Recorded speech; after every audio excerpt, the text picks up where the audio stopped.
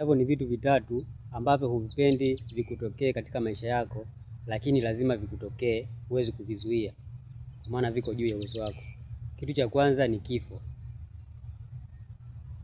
na Mwenyezi Mungu mwenyewe akasema kwamba wala yatamannawul mauta in kuntum sadiqin, kwamba hamwezi mkatamani mauti.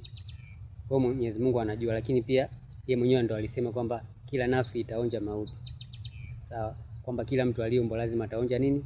Ataonja mauti. Kullu nafsi dhaikatul maut. Hiyo hapo huwezi kukataa, itatokea tu. Uangalie tu jinsi gani ya kujiandaa nayo, sababu lazima itokee. Namba 2 ni mitihani, kwa maana mitihani mbalimbali, shida, ni mitihani kiujumla. Ndio maana katika ikaja aya inasema kwamba wala nabluwannakum bishay'in minal khawfi wal ju'i wal anfusi wath thamarati wabashiri sadiqin. Afu baadaye ikaja kwamba ma asaba min musibakum fil ardhi qalu inna lillahi wa inna ilaihi rajiun, kwamba itakapowatokea mitihani na vifo na vitu kama hivyo, unatakiwa useme kwamba inna lillahi wa inna ilaihi rajiun, maana yake sisi sote ni wa Mwenyezi Mungu na kwake tutarejea.